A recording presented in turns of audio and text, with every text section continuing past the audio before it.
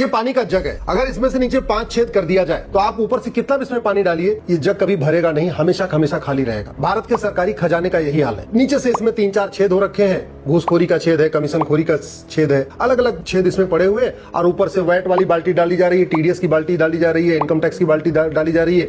सच्चाई है कि जब भारत की जीडीपी 40% थी, आचार्य चाणक्य के समय, जो चंद्रगुप्त यहाँ राज किया करते थे, उस समय ना इनकम टैक्स था, ना टोल टैक्स था, ना रोड टैक्स था, ना वैट था, ना टीडीएस था। Simple one nation one tax. और आज भी दुनिया के कई देशों में इनकम टैक्स नहीं है। हमने इनकम टैक्स का पूरा बर्डन डाल रखा है मिडिल क्लास के ऊपर, इसके बावजूद भी खजाना भर नहीं रहा है। क्यों? क्योंकि छेद नीचे से हमने बंद नहीं किए ना। जितने का टेंडर होता है उसका 20% मटेरियल लगता है, 20% लेबर के ऊपर खर्च होता है, 40%, बाकी 60% निकल जाता है। और इसीलिए बार बार सड़क भी टूटती रहेगी, पुल भी टूटता रहेगा, ये भी टूटता रहेगा, डैम भी टूटता रहेगा, बार बार फिर टेंडर होता रहेगा। तो जब बार बार टेंडर होता रहेगा तो खजाना खाली रहेगा। मेरा ये मानना है कि भारत में इनकम टैक्स को 100% खत्म किया जा सकता है, कोई जरूरत नहीं। टोल टैक्स 100% हटाया जा सकता है, रोड टैक्स 100% हटाया जा सकता है, वैट और टीडीएस हटाया जा सकता है, और जीएसटी भी हटाया जा सकता है। आप सोच रहे होंगे जब सारे टैक्स खत्म हो जाएंगे तो देश चलेगा कैसे? अच्छा देश चलेगा, अब से ज्यादा बढ़िया देश चलेगा। मैं कह रहा हूं भारत की 50% और समस्याएं भी खत्म हो जाएंगी। घूसखोरी कैश में होती है, जमाखोरी कैश में होती है, मिलावटखोरी कैश में होती है, मानव तस्करी कैश में होती है, जो फर्जी कागज बनते हैं, फर्जी आधार, फर्जी वोटर आईडी, सब कुछ किस में बनता है? कैश में बनता है। और ऊपर से पूरा टैक्स का मकड़जाल भी पड़ा है। उदाहरण मैंने आपको बताया।